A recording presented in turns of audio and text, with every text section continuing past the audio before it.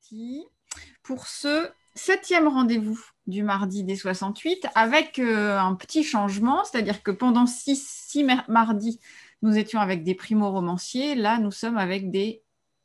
ça va pas être beau ce que je veux dire. Avec des écrivains accomplis qui ont fait le pas du deuxième roman dont on sait qu'il est un cap difficile, on en parlera tout à l'heure. Donc avec Laurine Roux pour Une immense sensation de calme et Le Sanctuaire aux éditions du Sonneur. Bonsoir. Et Thomas Flao pour Oswald et les Nuits d'été aux éditions de l'Olivier. Bonsoir. Pardon. Et donc avant de plonger dans vos rituels, dans vos coulisses d'écriture, 3 petites questions comme un portrait chinois sans préparation. Si vous étiez un animal,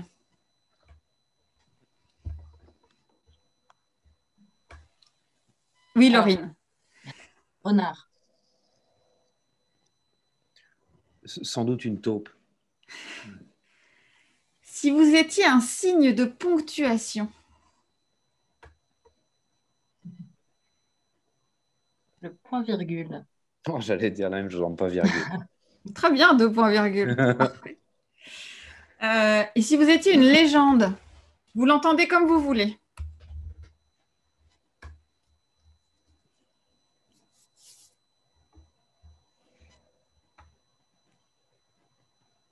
Ouais, elle n'était pas facile celle-là, j'avoue. Je crois que je vais laisser parler mon fantasme. J'aimerais bien être Jimi Hendrix.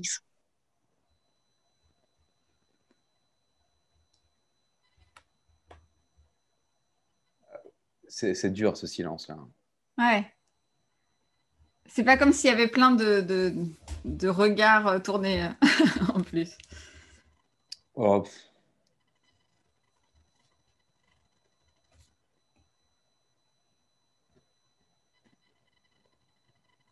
On a le droit au joker, hein, si vraiment c'est pas bah, possible. le Joker d'ailleurs, ouais, pourquoi pas. Ben voilà, très bien. 3 mots maintenant. Alors, non pas pour qualifier forcément vos romans, mais votre parcours d'écrivain ou votre rapport à l'écriture, s'il fallait en choisir que 3.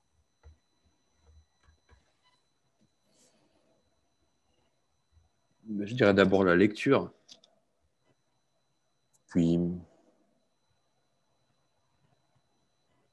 la révolte, puis la fatigue. Je dirais le travail, la chair et la mort. Très bien. Les choses sont posées. Alors, évidemment, on vous a réunis parce que vous êtes dans les 68 depuis votre premier roman, vous êtes au deuxième. Aussi, vous avez plein de points communs dans vos romans. Vous faites des romans d'atmosphère, vraiment. Il y a quelque chose de singulier dans vos romans. Et puis, il y a, à mon sens, de la violence, la question de la transmission, de l'enfance, du crépuscule. On va un peu entrer dans tout ça. Mais avant, j'ai une question peut-être un peu large, mais que j'avais envie de vous poser.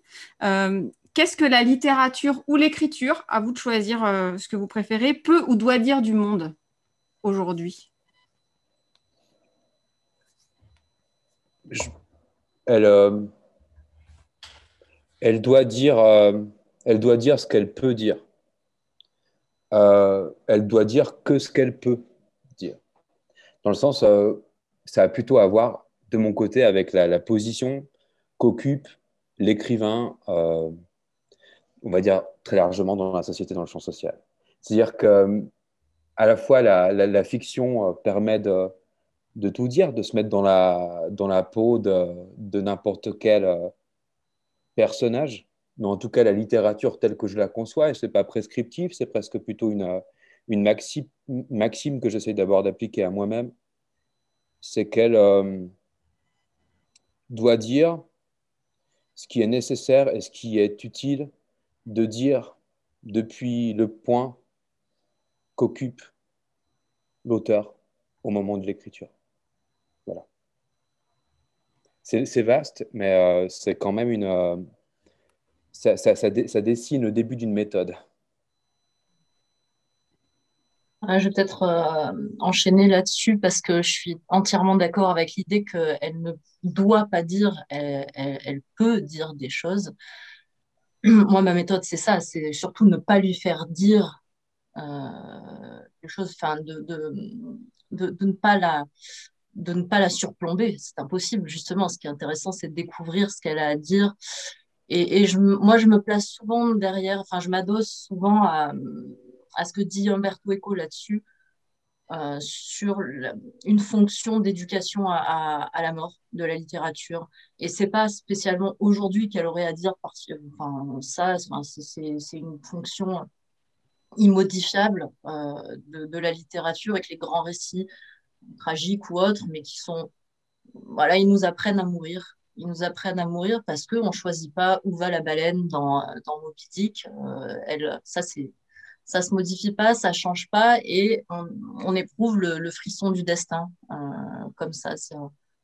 Il y a ça pour moi derrière l'idée de la littérature. Alors ça fait un peu édifiant dit comme ça, mais c'est ce qui m'intéresse en tout cas. Et derrière,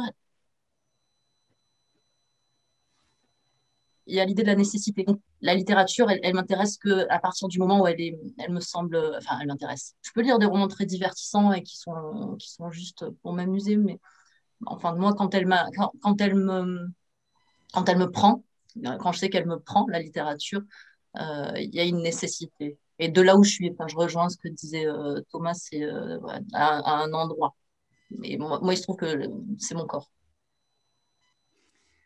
Et justement, vous avez des univers très fictionnels, très romanesques. Alors, Thomas, peut-être le deuxième roman est un peu plus, alors non pas autobiographique, mais en tout cas voilà, moins dans un univers particulier que l'était Oswald. Quelle part de soi on met dans la fiction? Quand on écrit comme ça des textes, qui peuvent être durs, qui peuvent être violents, qui semblent être éloignés voilà, d'un rapport à l'autofiction. Quelle part on met de soi et qu'est-ce qu'on va chercher finalement? Avec quoi on écrit quand on traite de ces questions-là? Je te laisse répondre, Laurine, je ne vais pas monopoliser la première place. Mm. Tu veux bien me redire exactement, parce que avec quoi on écrit, c'est ça? Oui, quelle part de soi on met dans l'écriture d'une fiction comme ça, qui semble éloignée de certains romans qu'on pourrait qualifier d'autofiction, autre chose comme ça. On a l'impression que ça peut être très loin de vous. Voilà, qu'est-ce qu'on met de soi? Non pas en vérité, hein, c'est pas du tout la question, évidemment. Hein. Et qu'est-ce qu'on va chercher, en fait? Avec quoi on écrit? Tu parlais de nécessité, de corps tout à l'heure. Enfin, Ouais, mais est-ce que toi, Thomas, tu as l'impression de mesurer cette part-là de ce que tu mets toi? Est-ce que tu as l'impression quand tu écris de savoir? Parce que moi, c'est assez nébuleux quand même, hein. Je sais d'où j'écris, avec quoi j'écris. J'écris forcément avec une patte, une matière qui est celle de mon existence, de mon corps, de mes sensations. Mais j'écris avec ma personne politique, forcément, sans vouloir écrire des histoires à visée édifiante politique, mais en tout cas, le schème est là. Quant à savoir exactement, moi j'ai l'impression que ça m'échappe, que ça m'excède. Euh, Souvent, enfin longtemps, j'ai pensé de manière un peu structuraliste que l'auteur était complètement euh, indépendant de son texte, que le texte existait uniquement par lui-même. J'en reviens beaucoup, dans le sens où ce lien avec la littérature orale, moi qui est une des colonnes vertébrales de mon rapport à la littérature, fait qu'il y a il y a la chair. Il y a la chair et la chair dans un monde et une chair sociale, forcément. Ouais, je suis assez d'accord. Dans le sens, j'ai l'impression que toute écriture est aussi performance. Parce que euh, on laisse de la sueur et on laisse du corps, je crois, dans ce qu'on a écrit, de son propre corps et de sa propre sueur, sans savoir exactement où c'est aller se nicher exactement dans le texte. Parfois, on arrive à le voir, mais oui, ça, c'est vrai ce que tu dis, c'est que ça nous excède et ça doit nous excéder, là, comment dire?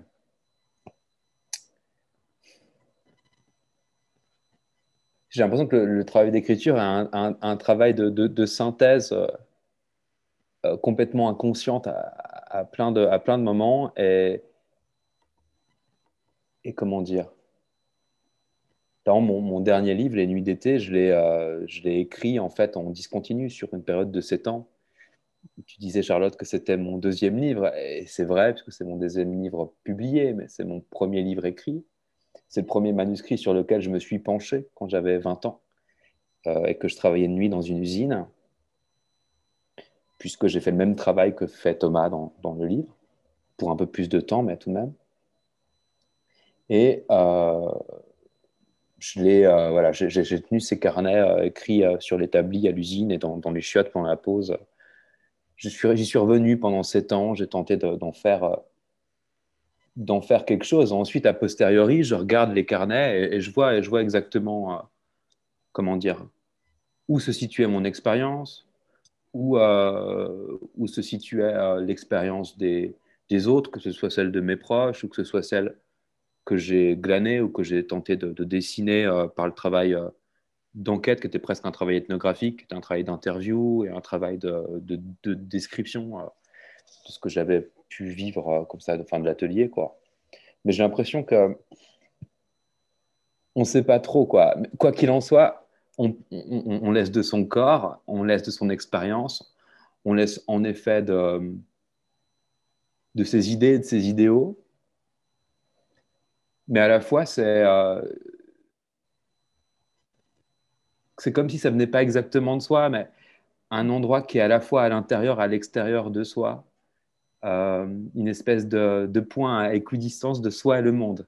C'est de là que ça provient un peu, j'ai l'impression, le geste de l'écriture pour moi. C'est un peu mystique, mais j'ai lu Novalis là aujourd'hui. Donc, Mais ouais, je pense que c'est peut-être ça. Et tu parlais de cette espèce d'utopie structuraliste, le fait que l'auteur serait loin du texte, tout ça. Moi, comment dire, j'ai eu contact avec ça à travers mes études, mais dans ma pratique d'écriture, j'ai toujours, comment dire, j'ai toujours eu conscience, ou plutôt l'intuition que c'était un discours. C'était qu'il y avait quand même c'était un discours qui était émis par quelqu'un qui était situé, quoi. C'était clair. Et ça a pas été facile en tant que jeune écrivain, en tant que débutant, parce que je m'interdisais de beaucoup de choses. Je m'interdisais d'expérimenter et de parler de beaucoup de choses parce que je me disais, non, bon, c'est pas à moi de le dire, c'est pas à moi de le faire, tout ça, quoi. Maintenant, ça va parce que justement, je me laisse excéder par tout ça et qu'à partir de mon endroit, j'arrive à imaginer énormément de choses, j'arrive à faire monde, à imaginer des mondes. Mais ouais, ça a mis du temps. Ouais, je crois.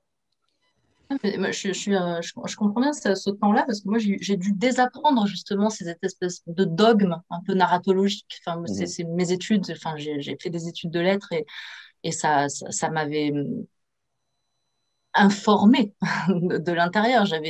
Et ma pratique de l'écriture était en contradiction avec ce qu'on m'avait appris. Et ça, j'ai mis du temps, moi, à l'accepter, je vais pas dire à le brandir, mais dans un sens, à le faire mien et à Mhm. me dire que le texte était une forme de peau. Et tu parlais de rapport avec le monde. C'est une espèce de second pot, une lisière. Et ce rapport entre l'extérieur et l'intérieur, enfin, ça m'intéresse vraiment beaucoup, cet épiderme de la page, avec tout le vocabulaire qu'il peut y avoir, le vélin. Et justement, vous parliez de ce que vous mettiez dans l'écriture et dans le texte. Vous avez donc publié deux romans. Il y en a peut-être qui étaient écrits avant, mais en tout cas que nous, on connaît. Il y en a deux. Qu'est-ce qui reste en vous après de ces romans-là? Parce qu'en plus, vous avez des romans avec des personnages très forts et avec des atmosphères, des ambiances très fortes. Quel rapport on a après, avec des livres qui ont été publiés? Comment on en sort? Est-ce qu'on a tendance, quand on en écrit un troisième, si c'est ce que vous êtes en train de faire et on l'espère, on se détache de ça pour pas avoir envie de rester avec ces personnages qui ont habité avec vous pendant des mois d'écriture? Il faut bien les quitter, je pense. Je sais pas. Désolé, Laurine, mais Non, non, faut bien les laisser faire leur chemin. Je sais pas. Alors, si certaines et certains d'entre vous n'ont pas lu mon livre, je ne vais pas tenter comment dire, de dévoiler sa fin. Je vais tenter de ne pas le faire, en tout cas. Mais, comment dire, c'est une fin que j'imaginais, que je voulais fantomatique, d'une certaine façon, dans le sens où je voulais que la lectrice ou le lecteur puisse passer un petit moment en compagnie d'un fantôme ami, après avoir terminé ce livre, en compagnie d'un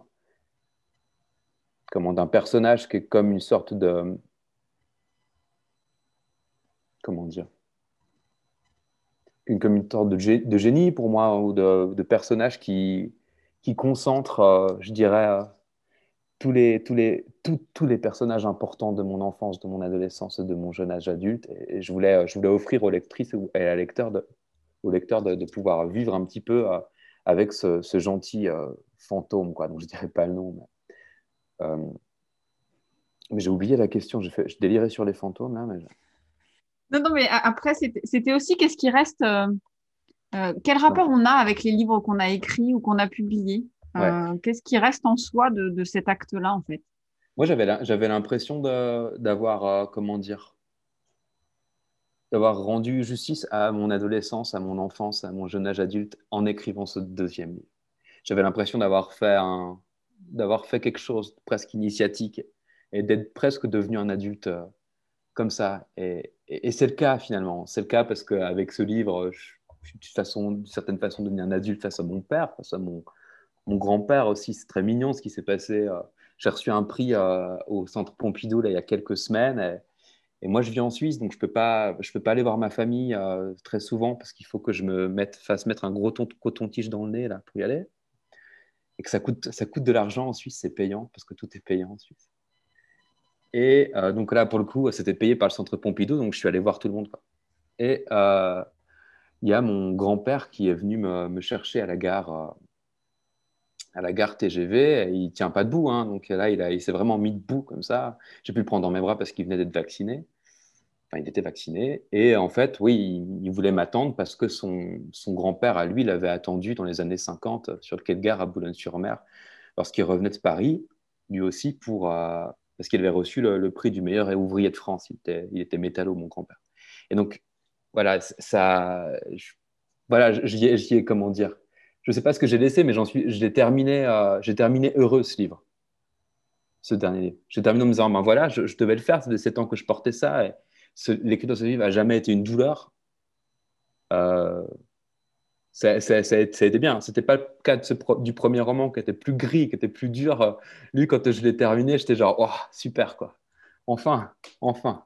Non, mais là, c'était pas pareil. Je sais pas, tout a été. En tout cas, c'était facile de laisser les choses aller et de me dire, bon, on passera gentiment à autre chose, mais voilà. Maintenant, je suis écrivain, quoi. Voilà, maintenant, j'ai raconté ce que j'avais à raconter. Maintenant, je peux passer à autre chose.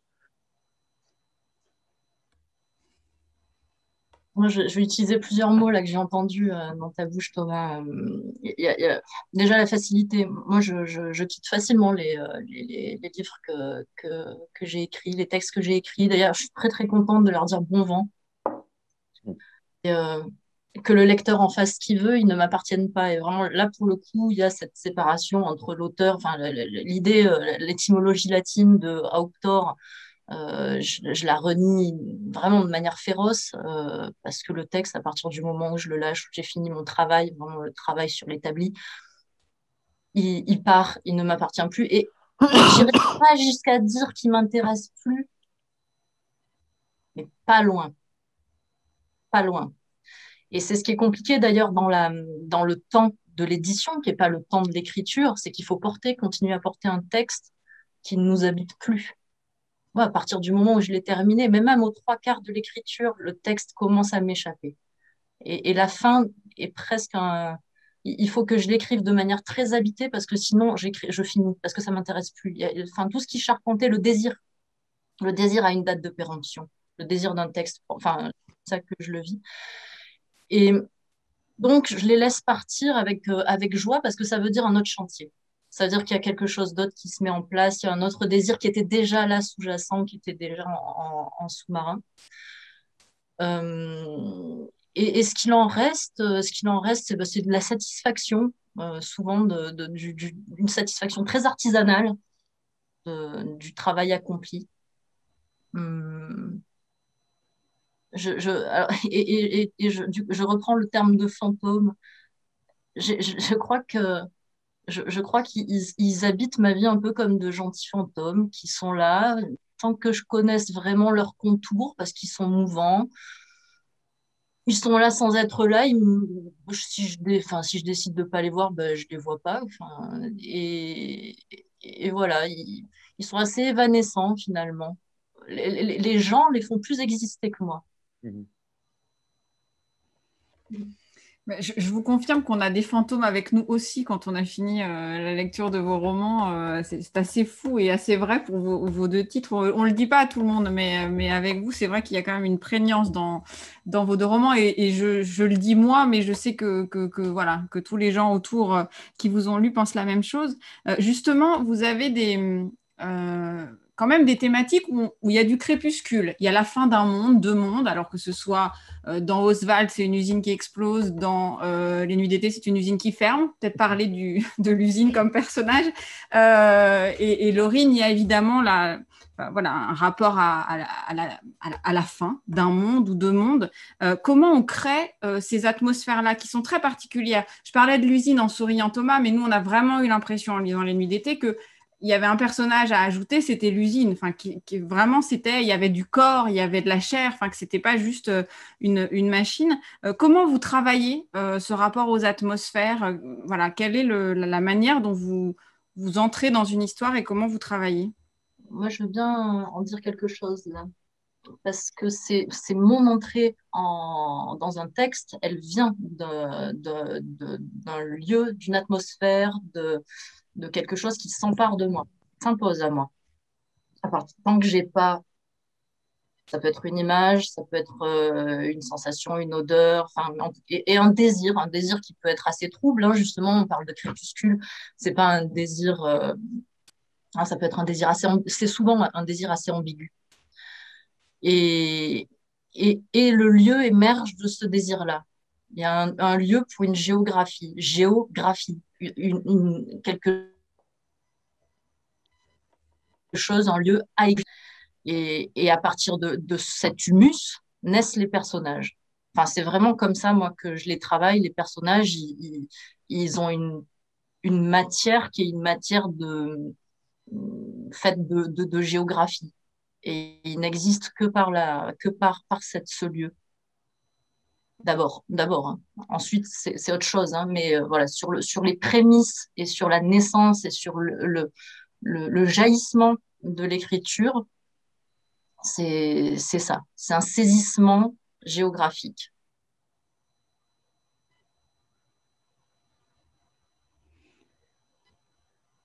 Je pense que oui. Moi, en tout cas, de mon côté, la géographie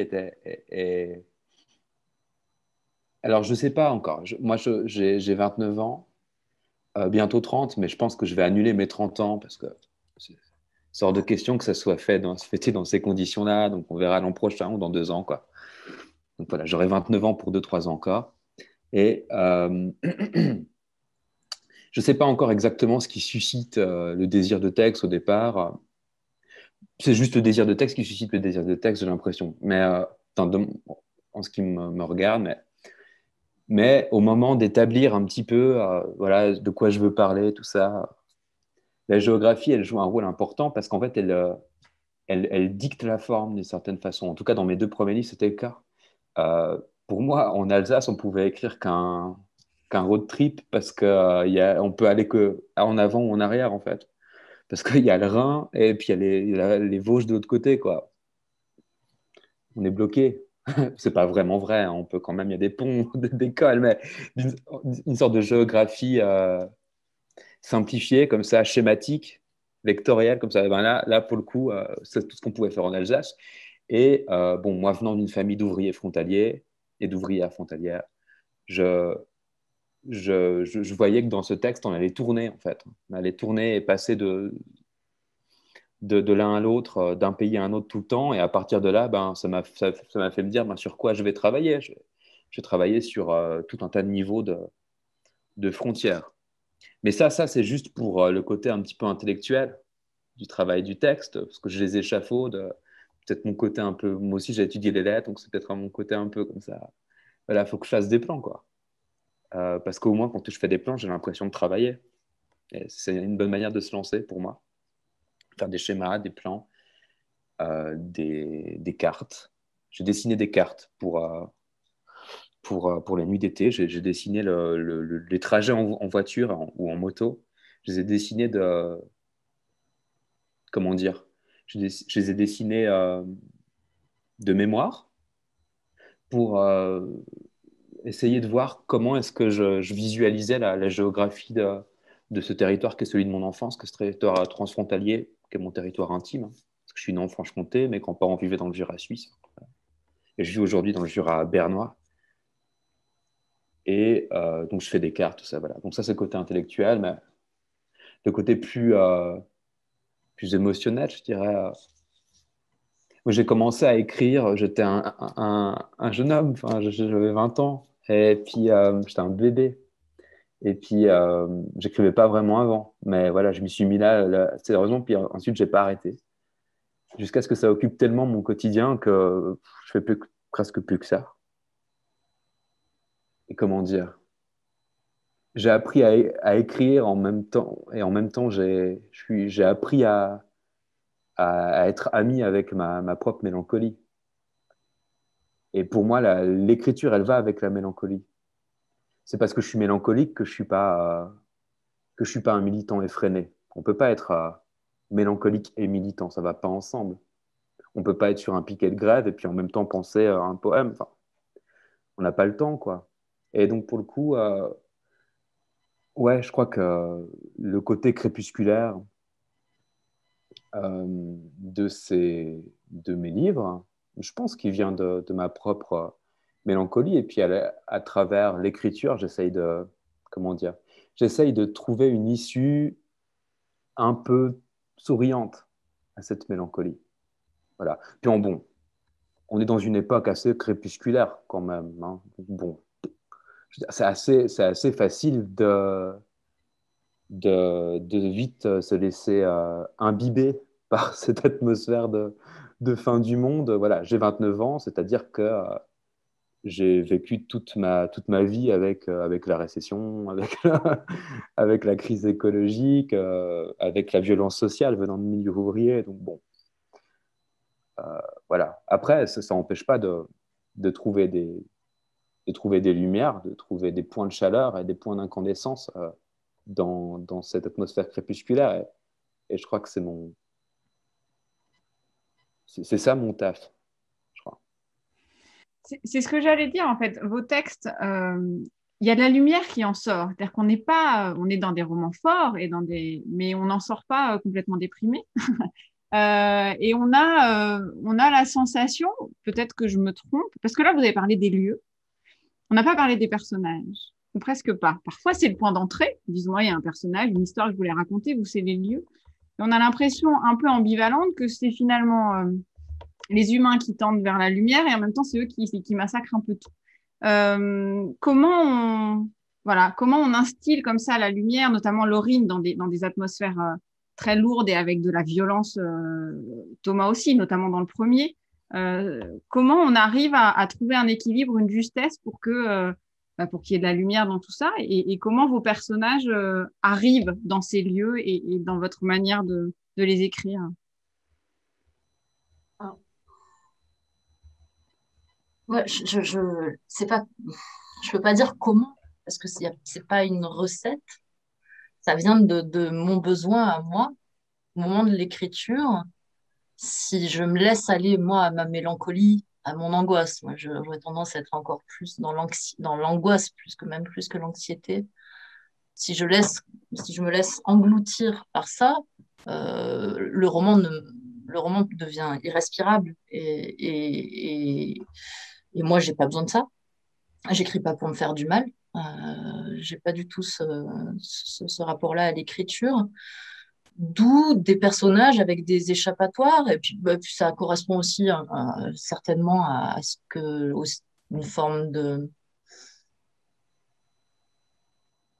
je sais pas, oui, de vision que j'ai ambivalente, que j'ai des hommes. Je m'en méfie comme de la peste, tout comme je peux être enthousiasmée et que j'ai une capacité à avoir des élans vers des gens. Donc, c'est tout ça, c'est mélangé. Là, ça vient. Je sais pas. Et puis, il y a aussi l'idée que je veux pas. Je le dis souvent, ça, alors j'ai l'impression de me répéter, mais je veux pas faire de mal au lecteur. J'ai toujours, moi, j'ai beaucoup de difficultés à lire les textes où j'ai la sensation qu'on veut me heurter. Euh, c'est, euh, j'ai aucun problème avec la littérature trash. Vraiment, c'est pas celle dont je parle là. Mais quand un auteur, quand je sens qu'il y a du surjeu au niveau de la violence et que c'est que c'est de l'esbrouffe, ça m'intéresse pas. Et je sais pas si c'est pas la question d'une probité. Une probité, ça fait peut-être un peu un grand mot de dire ça, mais une justesse en tout cas.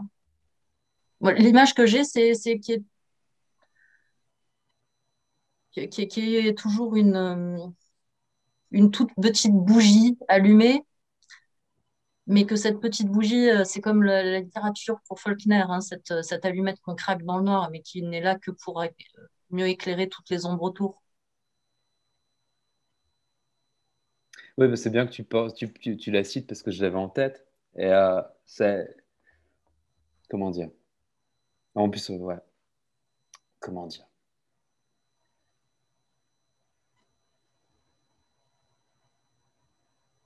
Ça a peut-être. Enfin, de mon côté, ces lumières, je les vois comme des lucioles.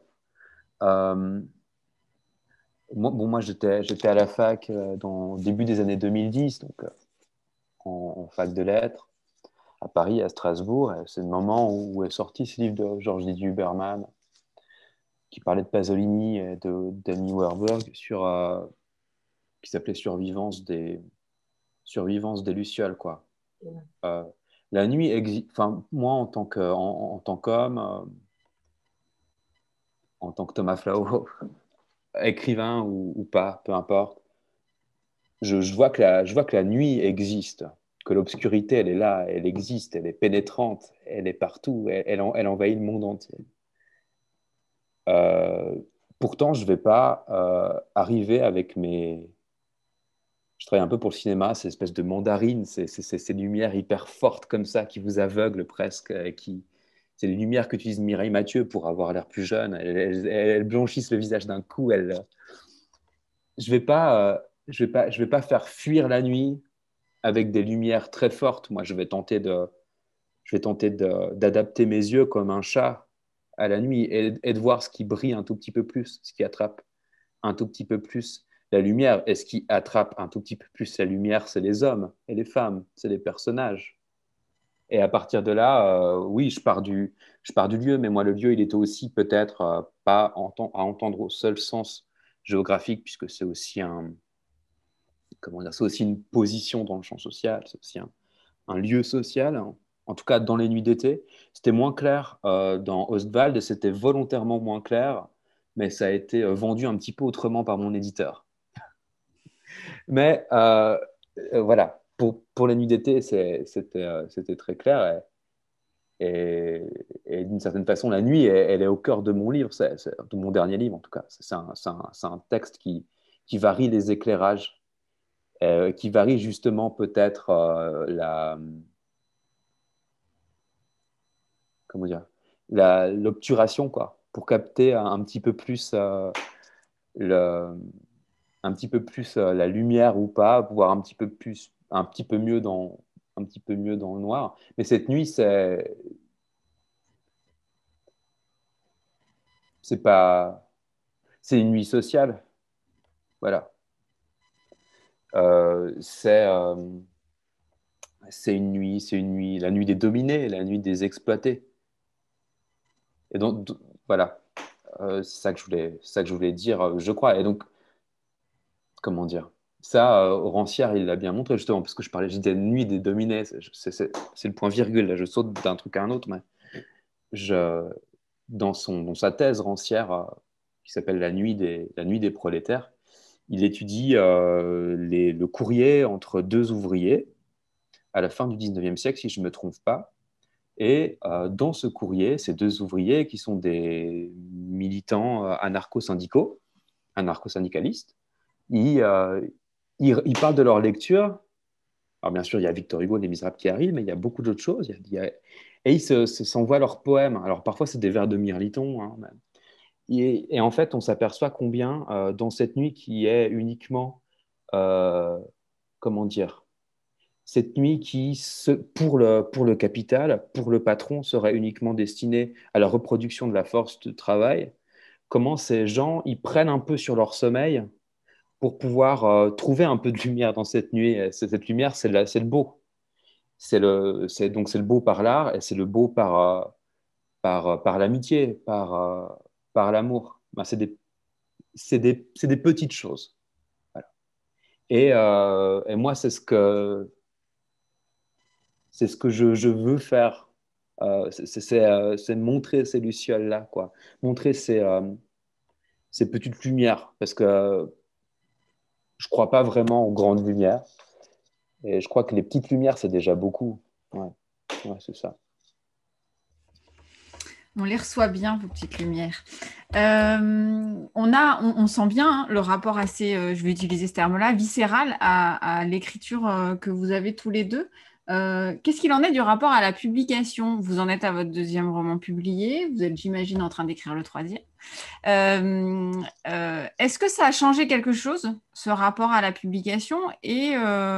Alors, non pas qu'est-ce qu'on en attend, parce que le terme n'est pas juste, mais j'en ai pas d'autres qui viennent.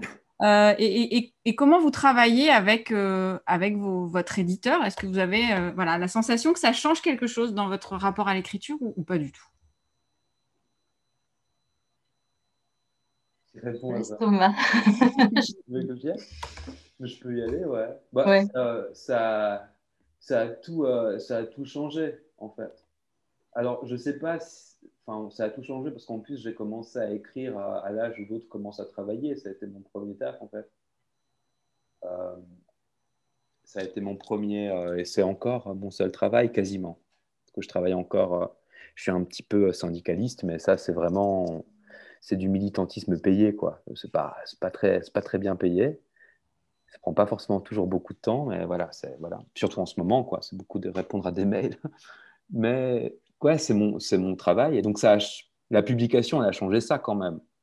Et c'est pas rien. C'est-à-dire que maintenant, même si j'ai mis du temps à me présenter comme auteur, euh, c'est ce que je marque sur ma fiche d'impôt, quoi. Voilà. Mais, comment dire? Donc ça c'est pas rien. Et puis il faut quand même le dire parce que faut quand même parler de nos conditions de vie, quoi, nos conditions matérielles. Elles déterminent beaucoup la façon dont on voit l'écriture ensuite. Et ça a tout changé parce qu'en fait, j'ai pu trouver une régularité dans l'écriture avec ça, avec les bourses, avec les prix, tout ça. Donc ça, c'était quand même super cool, vraiment. Et voilà, je pouvais me dire, ben, je travaille 3 4 heures par jour et ensuite, je sais que je serai lu. Mais je pensais être débarrassé de l'angoisse d'être lu, justement, ce qui n'est pas le cas. C'est-à-dire qu'au moment de finir, la joie, elle est de courte durée parce que, en fait, après, il faut d'abord se relire. Et c'est pas toujours du bien à l'ego quand même. Alors, on a certaines phrases qui louchent, certaines on se dit mais ça a été écrit par un enfant de 4 ans, c'est pas possible, qu'est-ce que c'est que ça? Puis bon, voilà, on vit tous avec nos fétiches, quoi. Ben, moi, je suis un lecteur de Faulkner aussi. Et pour le coup, des fois, je lis des trucs et puis je me dis, mon Dieu, voilà, on tourne traire des vaches, quoi. Ça va pas, ça. Et bon, voilà. Et ensuite, il y a le moment où je livre à l'éditrice, à mon éditrice, pour le coup. Et je suis anxieux, mais je ne le suis pas très longtemps parce qu'en fait, les livres deviennent vraiment meilleurs dans la discussion que j'ai avec mon éditrice. J'ai pas de comment dire. Ça me fait pas de ça me fait pas de mal de laisser partir beaucoup de choses pendant le travail avec l'éditrice, de, de choisir d'autres voies tant que c'est moi qui les choisis, et c'est toujours moi qui les choisis finalement. Mais je les choisis dans un, dans un processus de discussion, quoi. On échange, et les idées viennent de moi, mais elle me, comment dire, elle me secoue, elle me pointe, elle me dit là où ça va pas. Et pour le coup, comment dire, quand on écrit, justement, c'est assez mystérieux tout ça. Et je pense que j'en sais rien. Laurine, j'imagine que tu écris depuis un peu plus longtemps que moi, je sais pas. Mais moi, je pense que j'imagine que ça restera toujours un peu mystérieux, quoi. Ou alors après, je deviendrai Eric Emmanuel Schmitt, mais j'ai pas envie. Et, euh, et donc, non, voilà. Et donc, comment dire, des fois, on fait des choix dans le texte et pour le texte qui sont finalement très arbitraires. On sait plus ou moins comment ça va finir, on ne sait pas vraiment où ça va aller. On rencontre tellement de choses en chemin parce que c'est vraiment une grosse randonnée, quoi, d'écrire un livre. Et puis, quand on rencontre l'éditeur ou l'éditrice, on s'aperçoit, et puis qu'il a son regard d'éditrice ou d'éditeur sur le texte, on s'aperçoit, voilà, là, il y avait de l'arbitraire, et là, faut changer tout, quoi. Parfois, ça fait peur, et parfois, ça demande beaucoup de travail. Moi, l'immédiateté, c'est 5 versions. Ces 5 versions, c'était, euh, ils faisaient, ils faisaient l'équivalent d'un livre de 500 pages quand je livrais à mon premier lecteur, qui est un ami très proche, qui est auteur aussi. Voilà, ça faisait 500 pages. Et aujourd'hui, il en fait quoi? 270, je crois, je sais plus. Donc, il y a beaucoup de choses qui ont bougé. Le début était aujourd'hui page 50. Enfin, Oswald, je l'ai donné à mon éditrice. Et, euh, dans le TGV, en allant la voir à Paris en 2016, j'ai trouvé ça tellement nul que j'avais presque honte d'aller la rencontrer. Et ensuite, je lui ai dit, bon, ben, elle me disait ce qu'elle n'est pas. Et puis je lui ai dit, non, mais de toute façon, j'ai décidé de le réécrire. Et je l'ai réécrit en 6 mois. Voilà.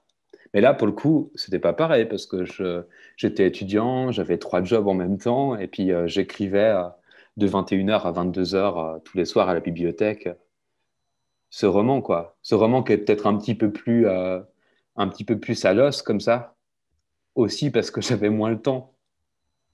Et voilà, je veux dire, quand on doit avoir 3 ou 4 boulots, on n'a pas le temps d'écrire La Montagne Magique, quoi.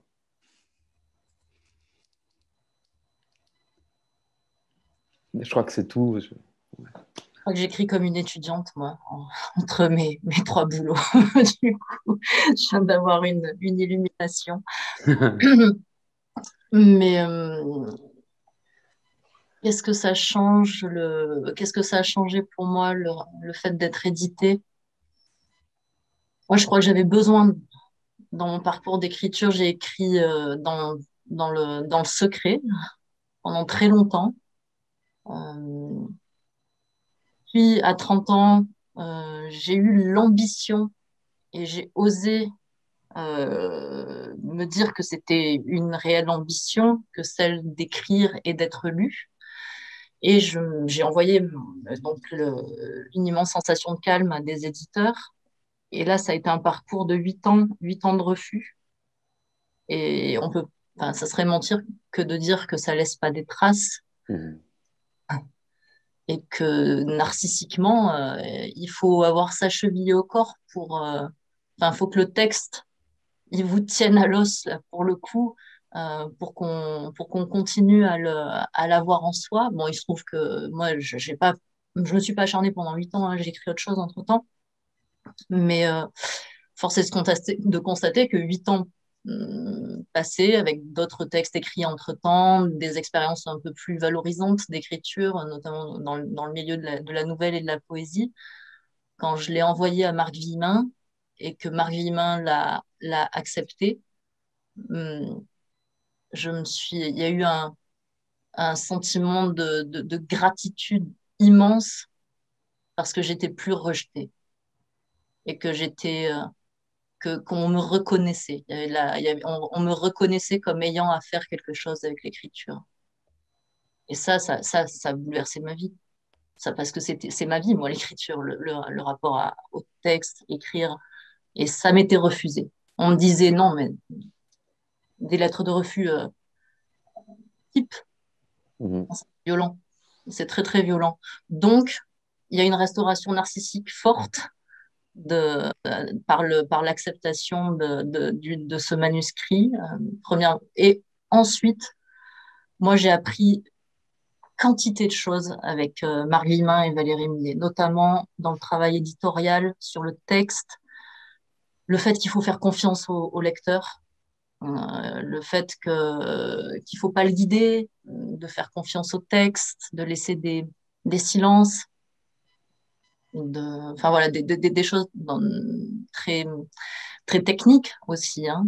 Et je me suis rendu compte que sur le deuxième texte, Le Sanctuaire, le travail éditorial a été nettement plus facile parce que j'avais intégré des choses, enfin j'avais appris des choses, et en tout cas, il y a une entente et il y a une connivence qui est vraiment particulièrement jouissive dans le travail que j'effectue avec eux, aussi bien avec Marc qu'avec Valérie dans un deuxième temps. J'ai la chance d'avoir 2 éditeurs pour moi. On passe un temps fou sur les textes. Et ça fait partie peut-être de ce que je préfère. C'est une fois que le texte est charpenté, avec toutes ses imperfections et ce que j'entrevois moi qu'il devrait être et qu'il n'est pas encore. Et là, le fait qu'il y ait une altérité, qu'il y ait un regard extérieur qui arrive et qui m'aide à choisir dans tous les possibles du texte, parce qu'un texte, en fait, à un état, à un moment T, il a 1000 possibles. Et il y a quelque chose, comme tu disais, Thomas, de très arbitraire dans ce qu'on va choisir et comment on va le figer. Il faut bien le figer à un moment et l'éditeur aide enfin, moi, en tout cas, ça m'aide parce que parfois, je peux être dans des affres, un peu de doute sur un point-virgule, hein. Ça peut être très, très pointilleux comme angoisse et un peu ridicule. Mais je vois une question, 2 éditeurs, quel est le rôle de chacun? En fait, Marc Villemin est mon éditeur.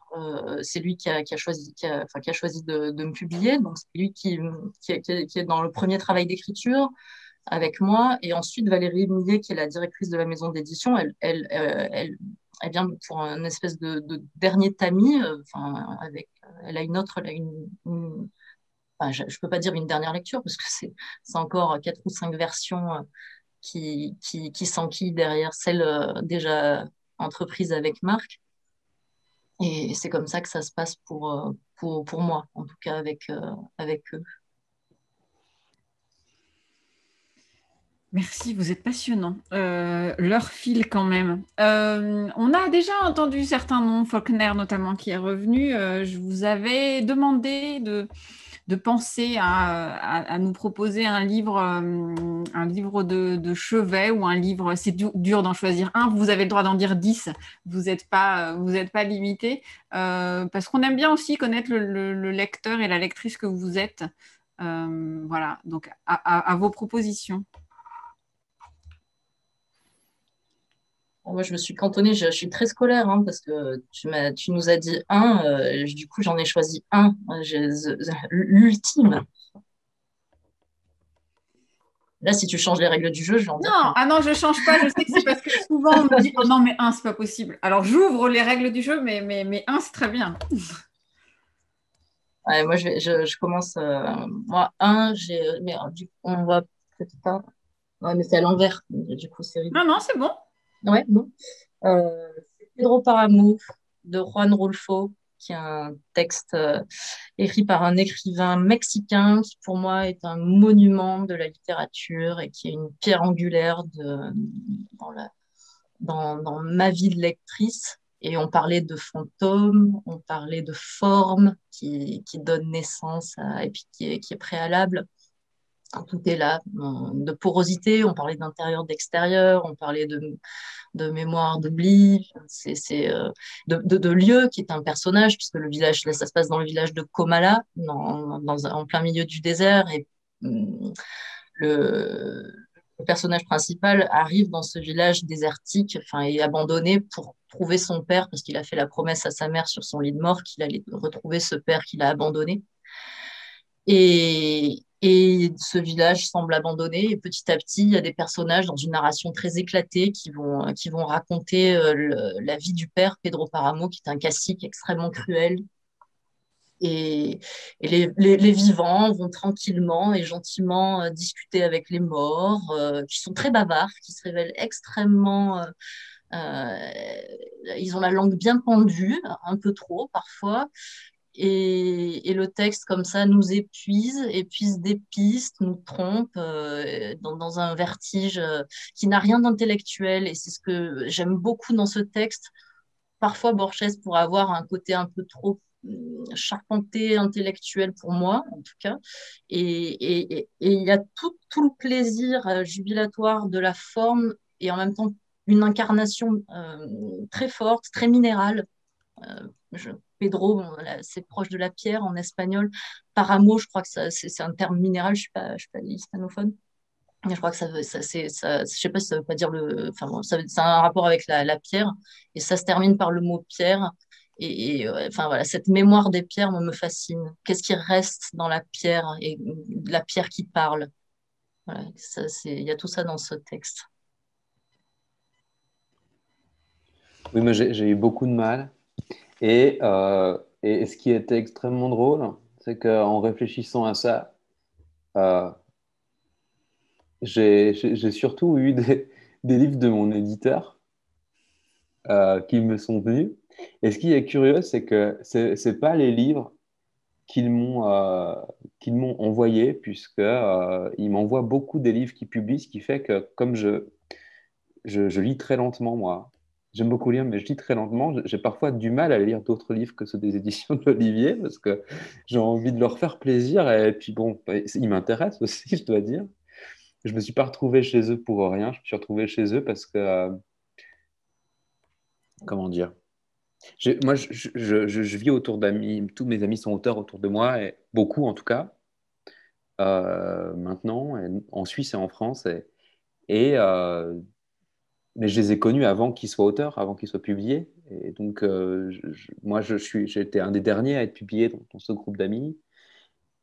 Et comment dire, j'ai vu ce dont tu parlais, Laurine, enfin, finalement, cette, euh, cet abîme comme ça, cette espèce de difficulté à recevoir les lettres de refus, etc.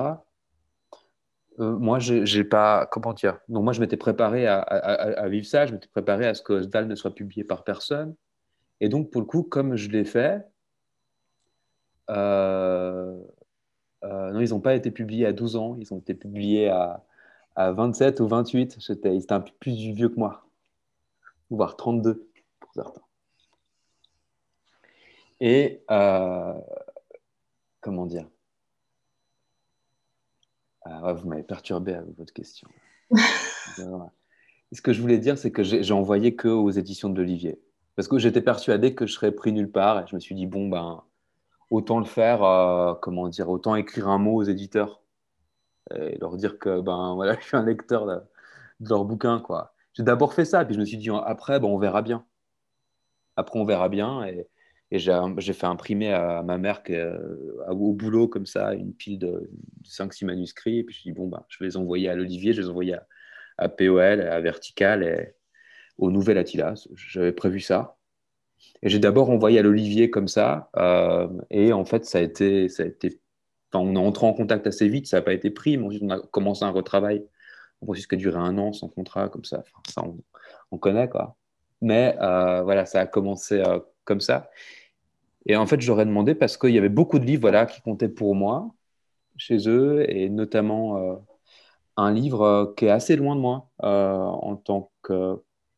Je suis pas, je suis un lecteur bien plus éclectique que je suis un... Que, qu'en tant qu'auteur. En tant qu'auteur, j'essaie de creuser mon sillon comme ça.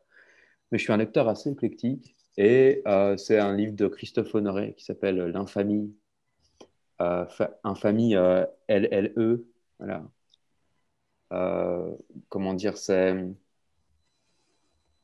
une histoire d'acceptation de l'homosexualité, c'est l'histoire d'un jeune homme qui vit dans l'ombre de son grand frère et de son père. C'est, comment dire, c'est un livre qui a laissé chez moi une empreinte vraiment très forte, sans que j'arrive exactement à aujourd'hui même résumer ce livre. C'est comme une sorte pour moi, voilà, il y a la cicatrice, l'infamie dans ma vie de lecteur, et j'étais très émoustillé quand je me suis aperçu que l'éditrice avec laquelle je retravaillais mon texte était l'éditrice de Christophe Honoré.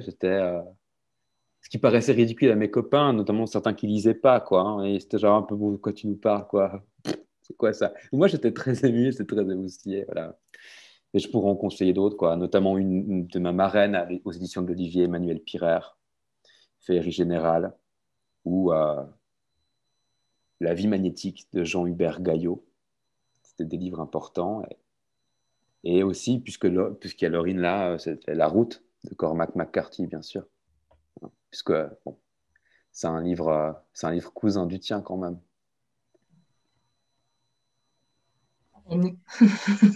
Merci. Est-ce que vous... Alors, c'est le moment de vos questions. Nicole, je ne sais pas s'il y en a qui sont passées.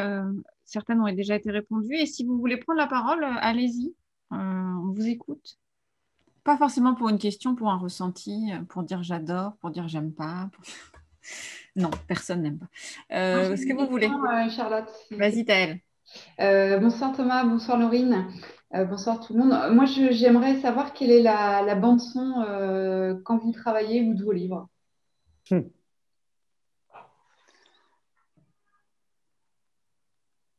Bon, moi, c'est assez simple, hein. La bande-son, c'est le silence, la musique de la phrase. Sinon, je l'entends pas. Mais derrière, il y a des symphonies, des concerts, des rave parties, enfin de tous les bruits qui peuvent peupler l'histoire et qui n'arrivent que s'il y a le silence. Et j'écris moi avec ces bruits. J'écris avec ces bruits, sauf le texte que je suis en train de travailler en ce moment. Et là, j'écris à partir d'un morceau. C'est la première fois que ça m'arrive et j'écris en écoutant de la musique. Et alors ça, c'est nouveau pour moi. C'est assez étonnant. Et voilà. Moi, je n'écoute pas de musique quand j'écris parce que j'arrive pas non plus à écouter de la musique quand je lis, par exemple. Je sais pas, j'arrive à écouter quelqu'un qui me parle quand je lis, un peu distraitement, mais j'arrive pas à écouter de la musique. J'ai besoin de beaucoup de concentration pour écouter de la musique.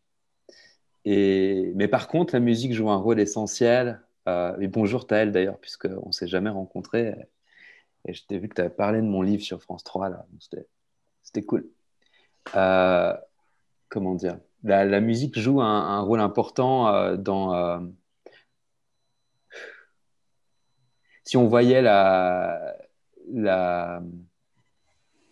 l'écriture comme une hypnose ou comme une transe, la musique, elle contribuerait à préparer cette transe.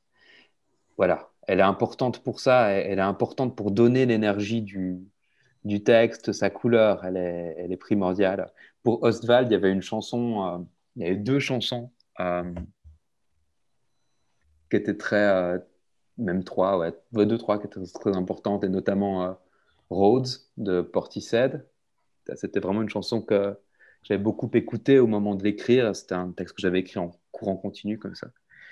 Et pendant les nuits d'été, vraiment pas de musique aussi parce que c'est un texte qui parle beaucoup du son, et c'est un texte qui parle beaucoup des sons mécaniques, que ce soit la moto, que ce soit la, la machine, la Miranda.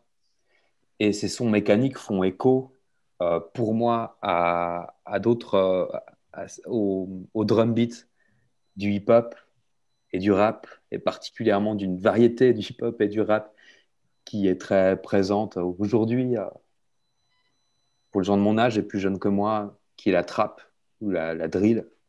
Et voilà, beaucoup de rap pour les nuits d'été, hein. Beaucoup du rap qu'on écoute aujourd'hui et qui n'était pas forcément un rap auquel j'étais initié parce que j'ai 29 ans, mais en fait, je suis vieux aussi, hein, parce que j'écoute plus du tout, j'ai plus accès aux musiques qu'on écoute quand on a 15 ou 16 ans, d'une certaine façon. J'ai plus le même accès à ça. Donc voilà, j'ai presque un âge de daron maintenant. Mais aussi le rap que j'écoutais quand j'étais plus jeune, ouais. Les Lunatiques, euh, Booba, voilà, ce genre de choses qui sont, comment dire, qui sont restées ici, quoi, je pense, depuis très, très, très longtemps. Ouais. La musique est Marrant, utile. c'est marrant que tu parles de rap parce que entre toutes les apparences comme ça, moi j'ai écouté beaucoup, beaucoup, beaucoup de rap.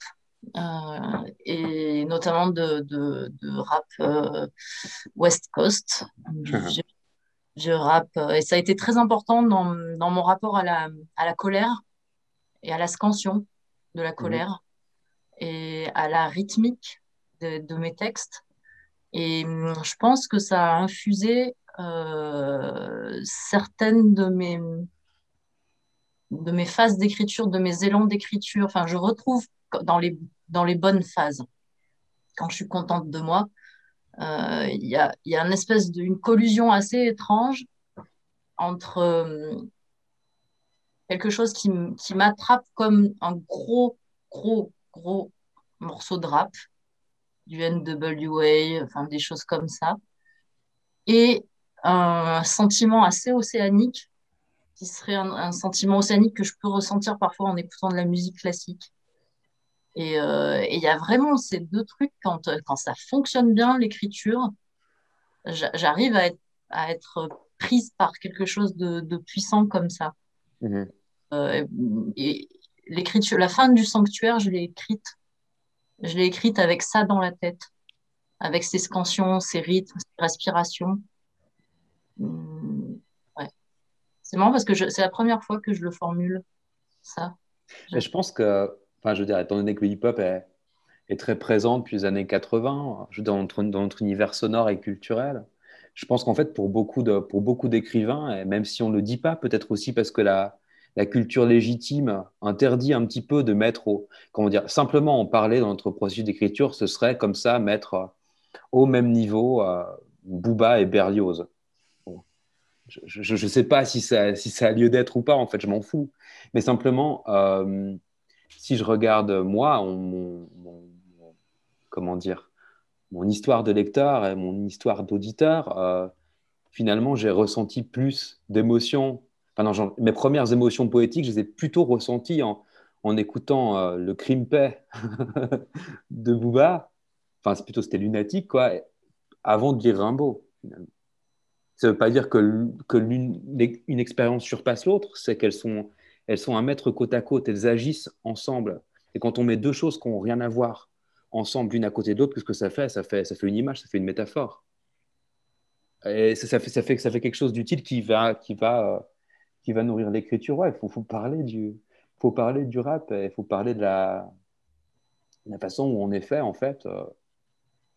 Moi-même, je pense que comment dire, j'ai aussi appris à raisonner en écoutant cette musique. J'ai appris à faire, comment dire, à fabriquer des chiasmes en écoutant Medine. J'ai, ça m'a initié bien avant que j'ai envie d'écrire à l'écriture, aux mots, à la langue comme une matière que j'avais le droit de manier, de malaxer. Voilà. Et je pense qu'en fait, le rap a fait un travail inconscient qui a ensuite amené à ce que je puisse écrire. peut-être. Même si j'écris, ma langue a pas grand-chose à voir avec la langue du rap, hein, soyons clairs. Elle vient d'ailleurs. Mais, euh, mais ouais, le rap quand même. Ouais. On devrait pouvoir faire avec la lecture, enfin avec la musique, ce qu'on fait avec la lecture, c'est-à-dire qu'il n'y a pas d'âge en fait pour découvrir un bouquin. Et je trouve que c'est intéressant de dire que voilà, quel que soit l'âge, on pourrait aussi découvrir du rap et de n'importe quel Bien autre sûr. style, hein. Moi, je suis venue au classique assez tard et je ne pense pas qu'il y a à se bloquer sur des principes ou des âges, quoi. Non, c'est clair.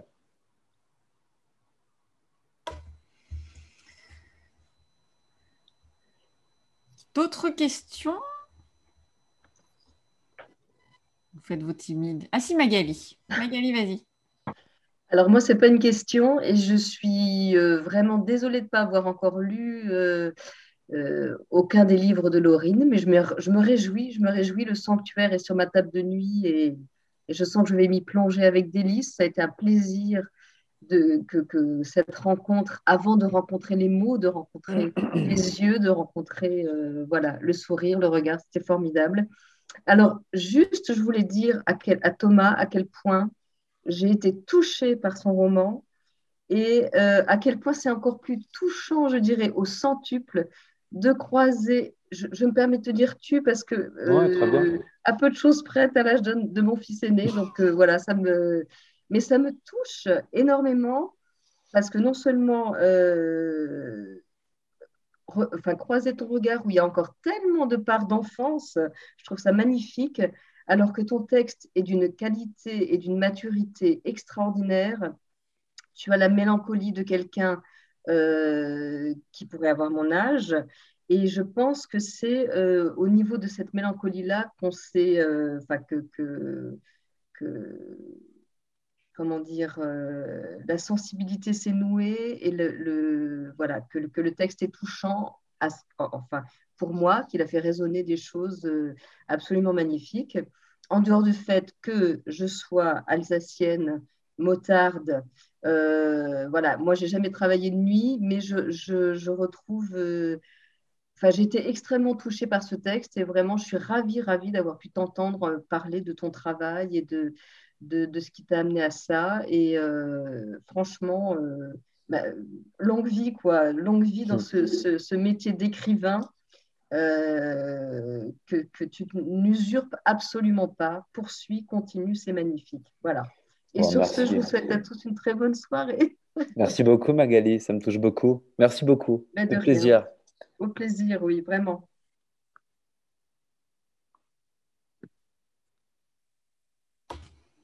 J'ai une question, moi, alors, du coup, pour Thomas et Laurine, parce on a parlé du rapport à l'écriture, du rapport à l'édition. Quel est votre rapport, en fait, au lecteur? Est-ce que c'est quelqu'un à qui vous pensez quand vous écrivez? Est-ce que c'est quelqu'un à qui vous pensez une fois que vous avez lâché votre bébé? Quel rapport, quelle importance vous accordez au retour du lecteur? Est-ce que vous suivez? Enfin voilà, tout ça. Si Laurine peut répondre, je suis en train d'essayer de brancher mon ordinateur avant que tout s'éteigne. Alors, je vais répondre, mais je vais rassembler mes pensées. Parce que c'est des questions que je me pose, que je n'ai pas complètement résolues encore. J'ai, comme je le disais tout à l'heure, pendant très longtemps, j'ai désiré être publié, donc être lu, donc avoir des lecteurs. Donc il y avait un appétit pour la rencontre avec le lecteur et puis même une nécessité. Sinon, j'aurais continué à écrire pour moi.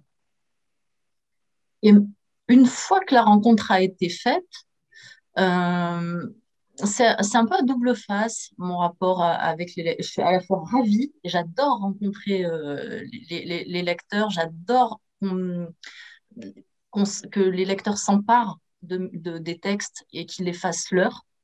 C'est vraiment quelque chose qui me fascine, qui m'intéresse et j'aime beaucoup ça. Et en même temps, le lecteur, j'ai besoin de m'en débarrasser quand j'écris. c'est un peu, ça peut paraître un peu violent de le dire comme ça, mais vraiment, le lecteur ne doit pas exister quand j'écris. Vraiment, ça c'est quelque chose, c'est une présence. Et quand justement j'ai écrit Le Sanctuaire, ça a été compliqué parce que le lecteur existait. J'avais écrit jusqu'alors sans être publié, donc le lecteur n'existait pas. J'écrivais entre moi et le texte, quoi. Enfin, c'était une affaire confidentielle. Et à partir du moment où il y a eu de la publication, où je savais que le texte allait être lu, qu'il y avait un troisième œil. Et, hum, et au début, j'ai pas aimé ça. J'ai pas aimé ça du tout parce que il y avait quelque chose d'intrusif qui, je me posais des questions que j'avais pas envie de me poser sur la réception, sur ceci, sur cela. Ça créait de l'angoisse, du doute. Et bon, c'était vraiment dans les quelques mois. Puis je faisais beaucoup la promo d'une immense sensation de calme en même temps, de m'être concomitante à l'écriture du Sanctuaire. Et donc, ouais, il y a eu 6 mois comme ça où vraiment je me suis dit, mais si c'est ça, avoir des lecteurs, mais ça va être compliqué, quoi. Enfin, ça va pas me plaire longtemps, cette affaire. Et en fait, je m'en suis émancipée très, très vite, quoi. Enfin, genre, en discutant un peu autour de moi avec des amis, avec mes éditeurs, et puis puis avec moi-même. Je m'en suis accommodée assez vite. Et je continue à avoir envie très régulièrement de couper les réseaux sociaux. Je le fais pas parce que c'est important de garder le fil et puis parce que mes éditeurs ils me le demandent un petit peu. Mais bon, moi, j'aimerais bien parfois aussi vraiment un peu me reclure plus.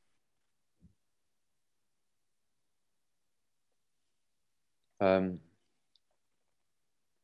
je serais tenté de dire que j'y pense pas du tout, mais c'est pas vrai.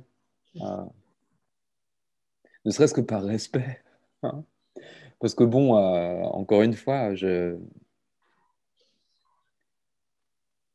pense que je serais plus capable, sachant que je vais peut-être dire une connerie, mais j'ai l'impression que je serais plus capable d'écrire un texte qui est à l'âpreté de mon premier livre aujourd'hui, pour plein de raisons,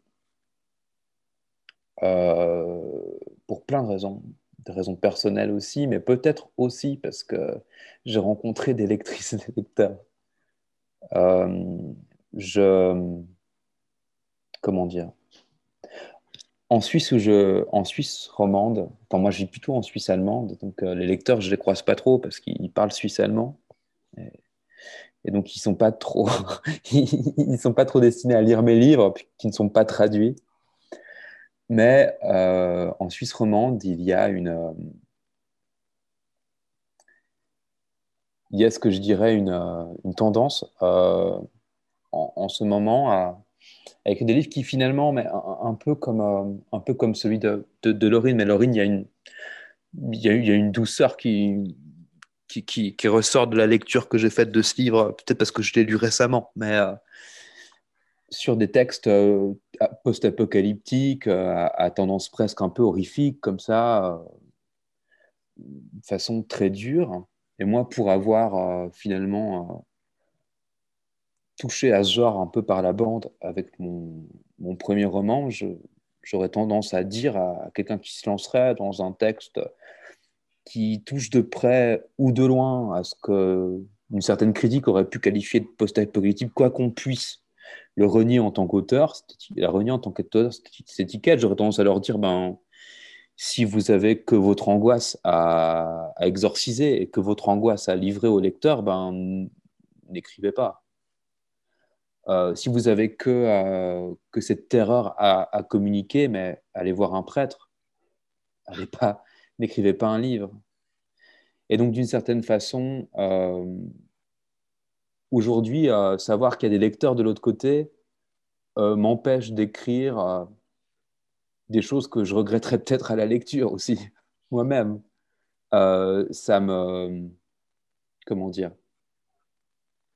Ça me fait me dire quand même que je ne dois pas infliger des souffrances à de potentiels lecteurs, voilà. Puis comment dire, ça me met dans une position où je me dis, ben, je sais pas, je vais peut-être plutôt... je n'ai pas trop réfléchi en fait à tout ça, je dois dire, avant ce soir, hein, donc j'improvise un peu là. Peut-être que je me dis aussi que ça me pousse un peu dans une attitude que je veux avoir avec mes propres personnages, qui est une attitude d'écoute, une attitude d'empathie aussi, d'empathie très forte, en me disant, ben voilà, j'ai peut-être plutôt envie de communiquer cette empathie-là à une potentielle lectrice, à un potentiel lecteur. Voilà tout ce que tout ce qui se passe, je crois. Après, de façon plus théorique, il y a ce qu'Umberto Eco a appelé le lecteur dans l'histoire, le lecteur dans la fable, quoi, le lecteur in fabula. On écrit tout le temps en se disant qu'on va être lu, mais ça, c'est un lecteur assez indéfini, quoi. Ouais. Mais du point de vue aussi, peut-être, plus strictement des nuits d'été, parce que je voulais dire avec cette histoire de post-apocalyptique, c'était Oswald était un texte dur et que j'aurais peut-être pas pu l'écrire si j'étais déjà un écrivain installé dans le confort de l'édition et dans le métier d'écrivain comme ça. Là, j'étais juste chez moi et puis je pouvais tabasser mon clavier finalement et je pouvais écrire un texte qui avait cette âpreté. Les choses sont un petit peu différentes aujourd'hui pour moi. Elles sont différentes parce que je sais que ce que j'écris a plus de chances, a des chances, même réduites, d'atteindre une certaine audience. Voilà. Ce qui fait aussi qu'un texte comme Les Nuits d'été, j'ai quand même pensé au lecteur, mais j'ai peut-être plutôt pensé à la réception. Donc je ne pensais pas au lecteur en me disant ben, ça le lecteur comprendrait, ça le lecteur comprendrait pas, parce que ça c'est une idée vague, quoi. C'est quoi un lecteur? C'est quoi un spectateur? On s'en fout, en fait.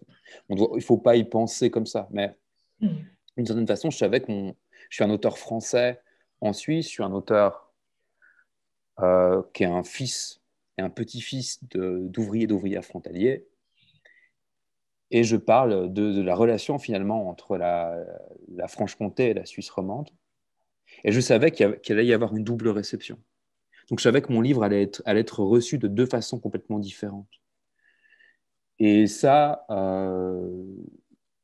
je m'y suis un peu préparé dans le texte en me disant, bon, ben, on va circonscrire la critique sociale concernant la Suisse à juste certains points, l'histoire de pas braquer tout de suite les chauvins, quoi. Quand même, j'y ai un peu pensé parce que c'est très facile peut-être des Suisses ici, je sais pas, je vais peut-être vous choquer, mais je trouve que c'est très facile de braquer un Suisse, quoi.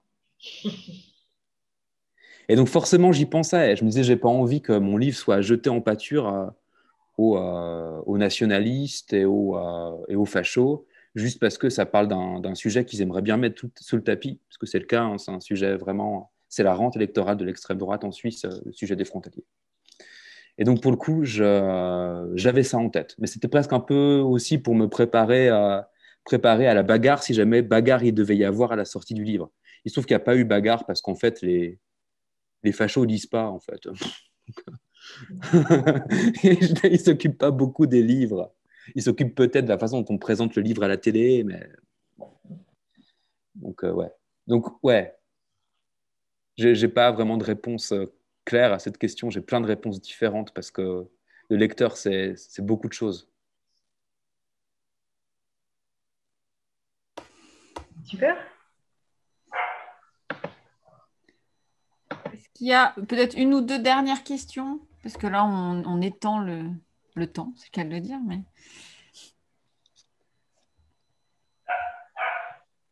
Non, Nicole, dans le chat? Non, non, non. Si, je crois que j'ai vu passer sur qu'est-ce que vous êtes en train d'écrire, mais ça, vous allez nous dire, ah non, non, non, j'en parle pas, j'en parle pas, j'en parle pas. J'avais pas fait ça. Ouais. Si Claire a demandé où en était le... Ah, voilà, ce que vous écriviez pour le troisième, ou alors juste où vous en êtes. Exact.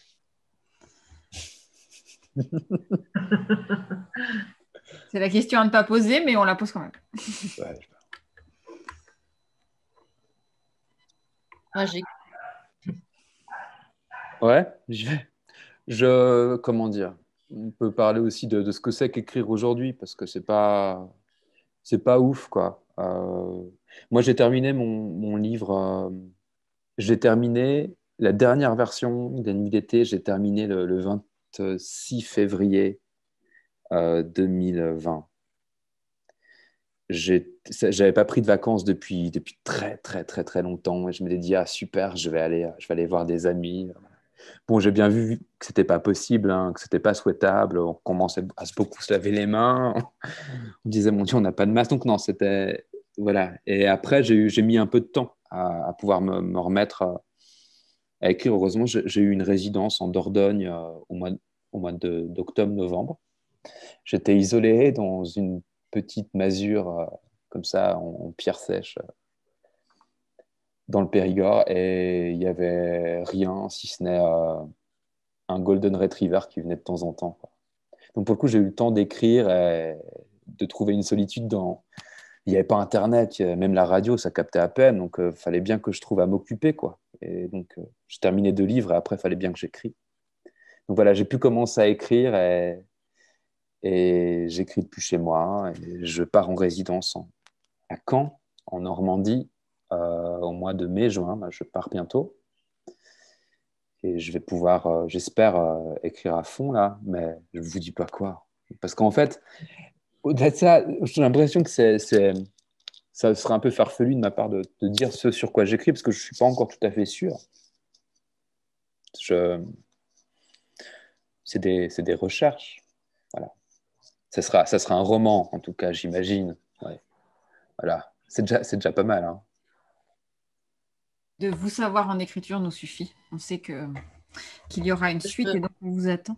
Ce que je peux rajouter, moi, peut-être là-dessus, pour être un peu plus juste, pas me dérober en disant ouais, j'écris. Moi, j'écris sur des projets qui sont un peu plus définis maintenant, enfin, parce ils commencent à s'aboutir. Mais j'écris sur 3 fronts, ce que j'avais jamais fait jusqu'à présent. Et je mène de front, voilà, trois textes. Un qui est terminé, un qui est presque terminé, un qui est en cours. Et ça aussi, voilà, c'est des expériences nouvelles aussi de mener des lignes de front qui soient multiples. C'est intéressant aussi, ces décalages-là de ton, d'univers. Je l'ai jamais fait, ça. Ouais, ça doit être un sacré travail, ouais. Ouais, qui est assez vertigineux et puis qui correspond à, enfin, quand tu parlais de ton travail d'étudiant et que tu écrivais entre 21h et 22h, moi, c'est un peu ça parce que je travaille à côté puis j'ai des enfants en bas âge. Voilà, on éprouve, mais moi je crois que vraiment comme ça, j'éprouve la nécessité de ce que j'écris. C'est une bonne manière. Je sais pas trop ce que ça donnerait si j'avais que ça à faire d'écrire. Je suis assez curieuse de savoir ce que j'aimerais. On s'y habitue. Enfin, moi, je suis rentré là-dedans en me disant que j'allais être comme un écureuil qui cache mes noisettes, quoi. L'argent que j'avais reçu, j'allais le garder comme ça et tenter de le dépenser le moins vite possible. Et puis pour le coup, je tente de faire durer un peu cette situation où j'ai tout le temps dont je dispose pour aussi rien foutre, parce que c'est quand même la grande passion de ma vie. Et, assez rien foutre pour me mettre vraiment à beaucoup écrire. Voilà. Et on s'y fait, hein.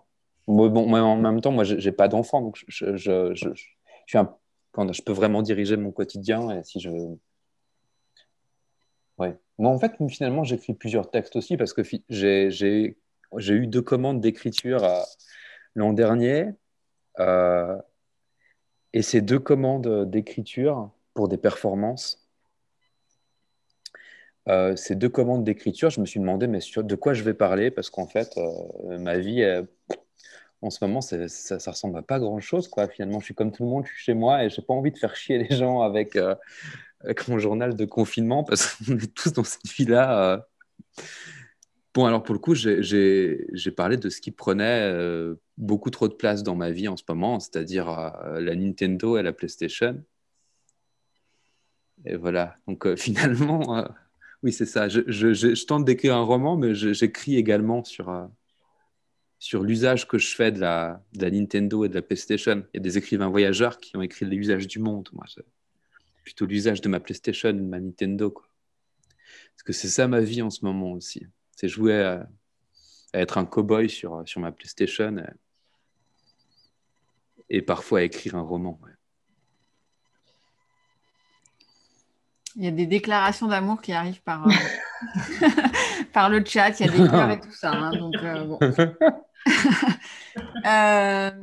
J'ai bien vu que je ne sais plus qui préparait l'apéro. Très bien, très bien. Mais quand même, je ne vais pas vous occuper toute la soirée. Et je vais vous poser la petite question rituelle qui n'est pas facile, je m'en excuse par avance, et à laquelle vous ne devez répondre que par un seul mot. Et la question, c'est écrire, qu'est-ce que c'est? Écrire, je sais pas. Écrire, c'est écrire. C'est aussi simple que ça. C'est taper des mots, quoi. Franchement, j'ai même pas envie de le définir pour moi-même, ça. Ça change de jour en jour et c'est bien comme ça. Écrire, c'est écrire. Parce qu'en plus, j'explique un peu. Parce qu'en plus, comment dire, écrire, c'est écrire, mais simplement pouvoir se mettre à écrire, c'est un sacré truc. Un jour, se mettre devant son ordinateur et taper des mots sans qu'il y ait un prof qui te dise faut que tu écrives ça, sans qu'il y ait un patron ou un chef qui te dise ah, ponds-moi, je sais pas, moi, n'importe quel dossier pour Monsieur Dupont ou Monsieur Truc. C'est vraiment, c'est un sacré truc, quoi. Donc, écrire, c'est écrire, ça semble être une petite blague, mais en fait, c'est un sacré truc pour moi. J'étais en plus un élève pas brillant, donc pour le coup, écrire, c'est écrire.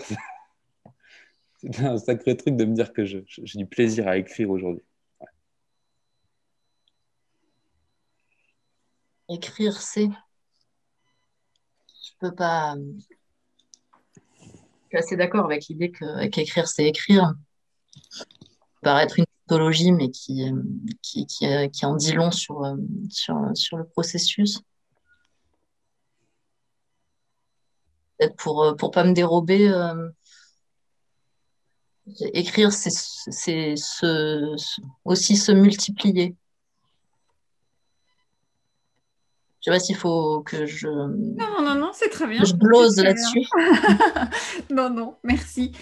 Eh ben, il ne me reste plus qu'à vous remercier infiniment tous les deux pour la densité de vos réponses et voilà, la profondeur et l'intelligence de tout ce que vous nous avez livré depuis 1 heure et demie. Merci beaucoup d'avoir accepté l'invitation.